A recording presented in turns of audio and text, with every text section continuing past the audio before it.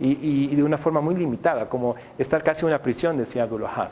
Pero uno puede escoger tener una visión mucho más positiva y entonces todo su pensamiento, su accionar, etcétera, todo se va alineando hacia esa actitud. Entonces, es esto, ¿no? Que la futura civilización es próspera, una civilización en la que los vastos recursos del mundo se destinarán a la elevación y a la regeneración de la humanidad, no a su degradación y destrucción. Entonces, estábamos hablando de ese autor Peter Diamandis y de su libro Abundance. Y lo que hay que saber es que Peter Diamandis como autor, digamos, él como persona más bien, es un emprendedor serial, lleva un montón de emprendimientos, es destacado, digamos, por su visión de futuro. Y Peter Diamandis habla estrictamente a nivel, en su libro Abundance, habla estrictamente de los desarrollos tecnológicos con los que el mundo ya está contando y los desarrollos que están llegando, como él dice, a ponerse en línea en este momento. Sobre esa base, él ve un futuro que es muy prometedor para la humanidad. Ahora, dentro de sus emprendimientos, el más reciente se llama Singularity University y es una escuela de formación para gente que está pensando en el futuro de la humanidad, básicamente. Entonces se traen a todos los científicos con los últimos descubrimientos, les ponen a dar clases sobre cuáles son esos descubrimientos y los estudiantes que asisten a los cursos, que son típicamente cursos de verano, tienen como tarea reflexionar acerca de cómo aprovechar esas nuevas tecnologías para alcanzar a afectar la vida de 1.000 millones de personas. Esa es la tarea que tienen en el curso de 2 meses y de ahí entonces tienen que salir con un proyecto, llámese fundación, llámese empresa con fines de lucro, llámese intervención a nivel de estados, para que esas tecnologías se implementen en la realidad de la vida humana. Entonces, dentro del grupo que compone el Singularity University, aparece otro autor que es Salim Ismail, que él, digamos, se pasó 4 años haciendo un estudio de por qué algunas organizaciones les iba tan bien y eran tan distintas del promedio de las otras empresas. ¿Por qué se distinguían? Entonces, para los que les llegaron los avisos de este evento, la definición que hace de organizaciones exponenciales son organizaciones que tienen un crecimiento 10 veces superior al promedio dentro de su mismo grupo, ¿sí? Son organizaciones que tienen un desarrollo fenomenal comparado con el resto. Y el libro es muy interesante, tiene una parte que es un poco el marco teórico, cuáles son los 11 elementos que destacan en esas empresas que tienen ese crecimiento fenomenal. Luego tiene una parte de aplicación al emprendimiento, que también la vamos a ver esta noche, y tiene una tercera parte que es cómo se aplica eso a empresas grandes. Y discutíamos con algunos amigos de que en realidad no aplica a empresas grandes, las empresas grandes simplemente van a morir antes de lograr adaptarse.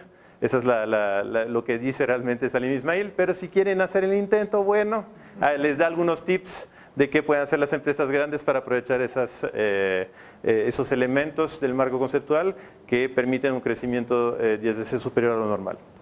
Entonces, lo primero que hay que reflexionar es qué significa exponencial, ¿sí? Es un poco difícil para los seres humanos, esa es la constatación de Salim Ismail, de qué significa exponencial. Entonces, hay un cuento que nos ayuda a pensar sobre cómo fue uno de los primeros cálculos exponenciales que se hicieron. Un rey mandó a su gente a traerle un juego nuevo para entretenerse, ¿sí? Entonces, le viene uno a proponerle el ajedrez y el rey ve el juego del ajedrez, le parece fantástico, dice, dime cuánto te pago por este juego fantástico, me encanta.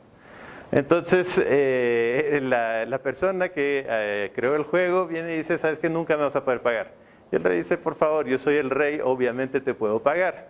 Entonces, el señor le dice, bueno, entonces la forma de pago es la siguiente.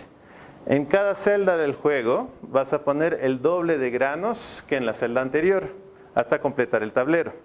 Entonces, en el primer cuadrante pone un granito de trigo, luego 2, 4, 8, 16 y así se va apilando. Entonces, hasta que, digamos, si se completaran las 64 casillas, en realidad son varias décadas de producción de grano las que se requieren para poder pagar. Entonces, eso es un cálculo exponencial, es un ejemplo de cálculo exponencial. Y los seres humanos, lo que dice Salim Ismail, dice que tenemos un problema con el cálculo exponencial que no es intuitivo para nosotros comprender lo que significa.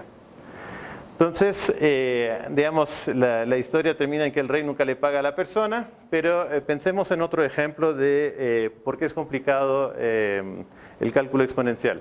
Si el ejemplo que da Salim Ismail en sus presentaciones dice, si yo doy 30 pasos al frente, ¿dónde voy a estar en 30 pasos al frente? Si estoy acá en este momento, doy 30 pasos al frente, ¿a dónde voy a llegar?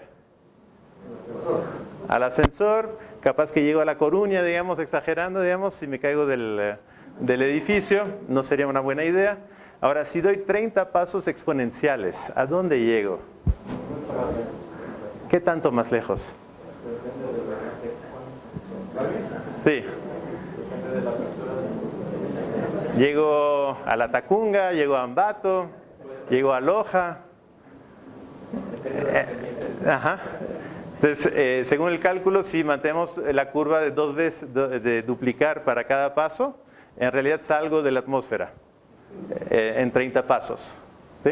Esa es la dificultad que tenemos para comprender qué significa exponencial. Es muy difícil para nosotros imaginarnos la implicancia de usar cálculos exponenciales.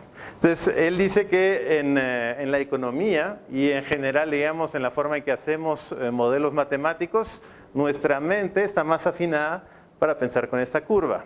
Y si pensamos en las empresas normales, entonces las empresas normales también utilizan esto como una referencia. El próximo año los ingresos tienen que mejorarse un 10%. Y vamos, y vamos, y vamos. Y avanzamos, digamos, esto nos sirve de referencia y nos parece lógico, nos parece aceptable, estamos a gusto con eso. Cuando trabajamos en forma exponencial, el problema es que el crecimiento durante un largo periodo es muy poco visible. ¿Sí? Es muy difícil distinguir el crecimiento. Y entonces mencionábamos antes las capacidades de cálculo que teníamos. Digamos, cuando estás en una operación por segundo, pasar a 2 operaciones por segundo en un cálculo no es una diferencia significativa, es muy difícil darte cuenta de la diferencia de eso. Pero cuando llegas a cierta parte de la curva, cada vez que